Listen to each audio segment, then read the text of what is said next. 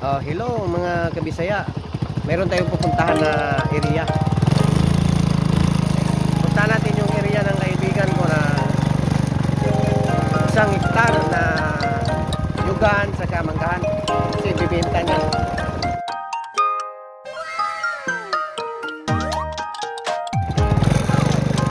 Ayun yung daan papunta sa area ng kaibigan ko mga kabisaya. Area niya na manggahan sa kanyugan ibibinta. Yan, daan natin mga kabisaya. Okay, ito yung mga kabisaya. Ito yung bahay nila. Tao po. Hello mga kabisaya. Andito na tayo sa may-ari ng area dito. Yan, ito yung area na ibibinta niya ng 1.8 million 1 hectare. Mayroong puno ng nyug dito. Ang puno ng nyug dito is 75 ka puno. Tapos yung mangga is 84. 84 yung mangga. Ikot tayo mga kabisaya ha. Baka may gustong bumili dyan. Kung sino man yung gustong bumili dyan ng 1 hectare na may mga nyog tsaka may mga mangga, kayo lang mag-usap ng may-ari kasi baka mabawasan pa yung price nito. Ayan mga kabisaya. Ang may-ari nito si Griggy Kanya. Ito yung manggahan niya 1 hektarya to mga kabisaya. 1 hektarya may mangga tsaka may nyog. Pa-share naman mga kabisaya, baka mayroon dyan gustong bumili na malapit lang dito sa Mindanao. Mindanao area to mga kabisaya, sa Malalag, Bulacan, Davao del Sur. Ayan mga kabisaya, ayan yung mangga, mamangga. Yan. Sa 1 hektarya may mangga tsaka nyog.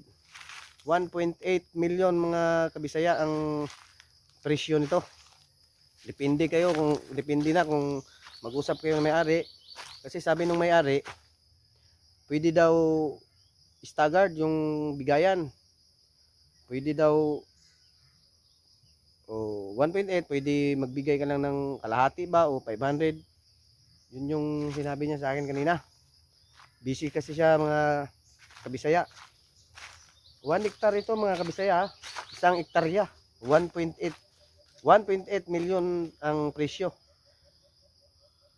Meron siyang mga puno ng mangga, tsaka nyug. Yung nyug nito okay na, pwede na magkupras. Tapos yung mangga, pag pinabunga mo, magkakapira din dito. Kasama na yung bahay mga kabisaya sa 1.8. Kasi sama yan sa area dito mga kabisaya. Sama na yung bahay. Pati yung bahay sa inyo na kung sino yung bibili. Yan ikot na natin mga kabisaya. Yan yung area dito. Yan. I-share na lang natin mga kabisaya. Baka mayroon dito malapit sa Mindanao, lalong-lalo na sa mga OFW. Kung gustong bumili ng mga lote, kung taga dito sa Mindanao o taga saan ka man dito sa Philippines na gustong bumili ng lote, ito merong titulo to, with title to mga kabisaya. Walang kuskus balawangos to kasi siya talaga yung may-ari. Kayo na lang mag-usap kung sino man yung interesado dyan. Usapan na lang ng may-ari. Ayan mga kabisaya yung mga mangga, mayroong mga mangga, maraming mangga. Pag nabili mo to yung 1.8 million mo, pag inano mo yung mangga tsaka nyog, madali lang mabalik yung 1.8 million mo ba. Kung asikasuhin mo lang yung manggahan, pabungahin mo lang tsaka yung nyog yung 1.8 mo sigurado ilang taon lang yan, bawi na. Sa mangga pa lang magkano kilo ng mangga ito mga kabisaya. Yan yung manggahan niya mga kabisaya. 1 hektarya yan mga kabisaya. Share natin yung video mga kabisaya, baka mayroon malapit dito sa Mindanao, sa sa Bulacan, Malalag, Davao del Sur. gustong bumili o maghanap ng area, mangga tsaka nyog. Ang mangga tsaka nyog, puro mangga tsaka puro nyog sa isang hektar. Sa isang hektarya. Tapos yung bahay, libre na yon, kasama na yon sa pagbili. Ayun yung bahay, oh.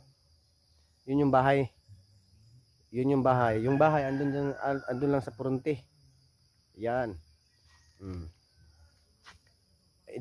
Sa likod ng bahay niya, ito na yon. Ito na yung mga mangga, mga nyog. Yung nyog, okay ang nyog. Pwede na pagkapirahan yung nyog at yung mangga. Pag pinabunga mo lang. Ayun yung mga nyog, oh. Yan, kasali yan dyan, mangga yan. Yan.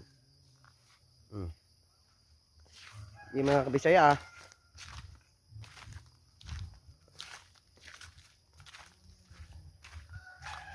yan mga kabisaya. Puntahan natin yung may-ari, mga kabisaya. Ayan mga kabisaya, oh. Itong bahay ito, kasali to sa 1.8 sa isang hektarya. Yan, kasali yan sa kung sino yung bibili. Ito yung may-ari mga kabisaya, oh.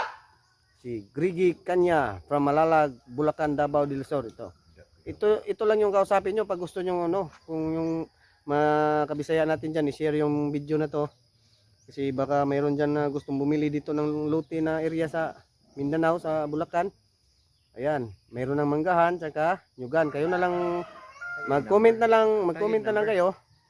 Comment na lang kayo para mabasa ko, para bigay ko yung contact number ng may-ari kung sino yung may gustong bumili.